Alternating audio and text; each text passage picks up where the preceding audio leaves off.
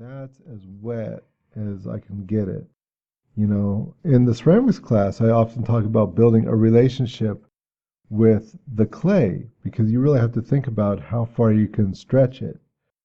But it's also kind of true when you're painting, especially with the surface, whatever it is that the surface that you're working with, the paints that you're working with, how far can you stretch them to do whatever it is that you want them to do before they fail? And here, for instance, if I get this paper any wetter, it's not going to be a good thing, right? Especially up here. That's okay, I'll work it a little bit lower. So maybe into those hills, I'll stick with that red there and make it darker red in the corners. Starts off darker, and it's going to get a little bit lighter as it goes up. Nice soft brush. See how it's getting lighter? Maybe even get rid of some of the red down here. Let it get a little bit lighter as it goes up. And we'll work in layers too, because I probably won't do this all in one shot. I'll probably let it dry at a certain point and then come back into it and add details or add more color, that kind of thing. And maybe just with the little bit that's still on my brush, maybe I'll come back and do this really distant thing. Because the atmospheric perspective, we want to make things sort of disappear off into the distance. So I want this to be lighter, and I could work these guys perhaps a little bit darker. But let's get the water a little bit while this is still a little bit wet. So a little bit more, maybe the orange right here. My brush was pretty clean. Okay, and we'll work a little bit of that orange into here, that water into the yellow.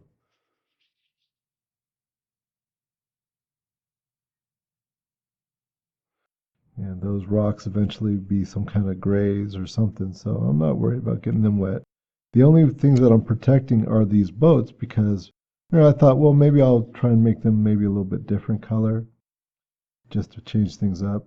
And who knows, maybe I'll change my mind and bring them back to being just oranges or yellows or reds. But for now, I'm going to keep them separate so that way I have at least the option. Okay, and then a little bit down here.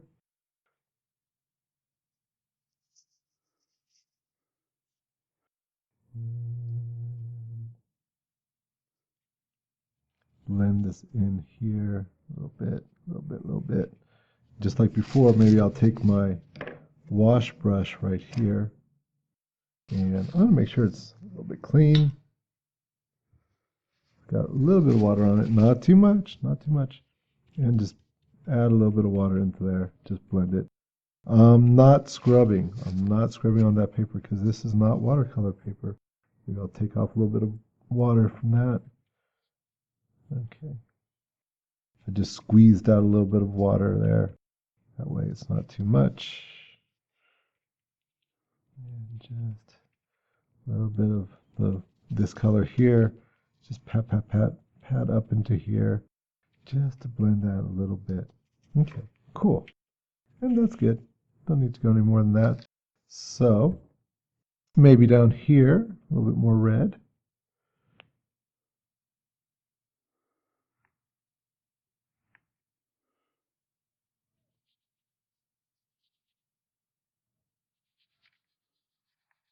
And that's nice where it's still wet up here.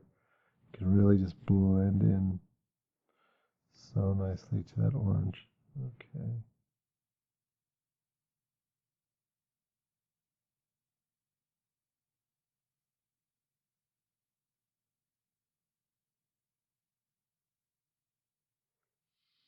Okay, now let me see on the house. Let's do this. Let's get just a little bit of the other color into that. So I'll start in my darkest area over here. This is where the shadow would be, wouldn't it? So I'll start in that dark area. There's a white house. At least I want it to read as a white house. But I still want to put some color in it because it's got all this beautiful color from here. A little bit of color into it. Not too much. Not too much. Okay. color up here. And if some of the color blurs into other parts, I'm pretty cool with that, me personally, because for me that's the magic of watercolor, is how it kind of does its own thing. Let's see, and so some of the darkest shadows would be on the underside of that roof. Like in here, I'll start working with some of these rocks a little bit. You're like, whoa, red rocks, geez, Mr. Kuhn, everything you're doing is just all red. Well, you'll see. Because remember, I'm going to mix these colors a little bit. The watercolor paints are what you'd call transparent color. And working with transparent color and working with opaque color, in other words, colors that are solid, are a little bit different. A little bit different thing going on. And so when I work with an opaque color, a color that's solid, then what I would do is I would probably be mixing a lot of the colors, either freehand in my palette, on my palette, or mixing them on canvas, but mixing them both together while they're still wet.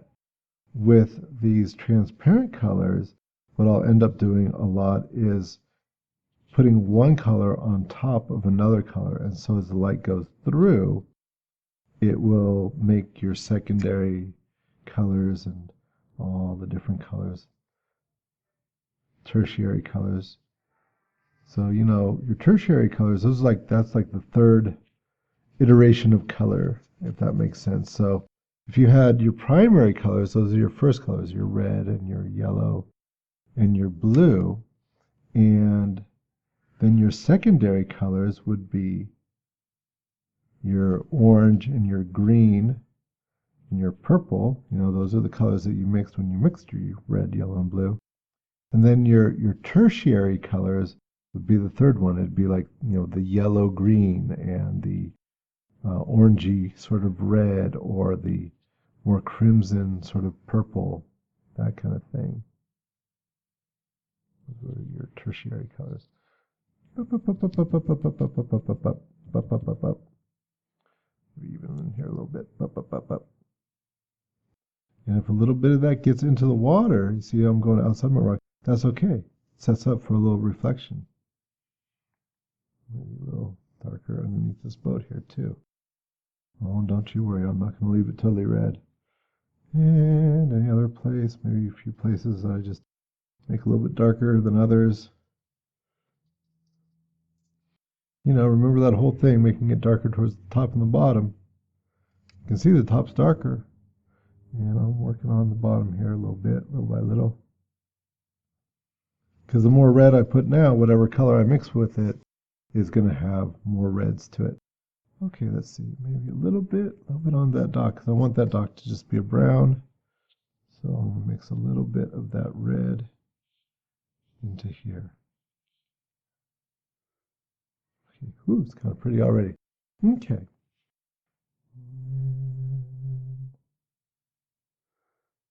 Cool.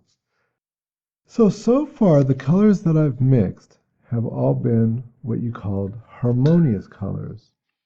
Some people call them analogous colors, right? Colors that are next to each other on the color wheel. Yeah, harmonious colors, things that don't make, grays and browns. They only make pure colors. So yellow and red next to each other on the color wheel, they can only make various reds and yellows and oranges.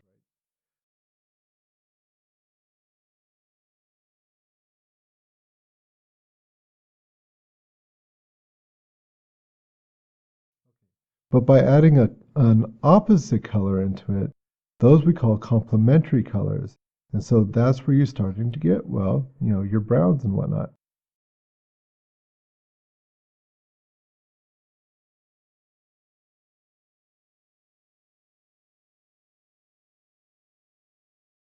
So let's see what happens. Let's mix up some blue, because we've used yellow and we've used red. We haven't used blue yet. So I've cleaned off my brush, and I'm setting up a little puddle of blue for myself. Let's just see what happens.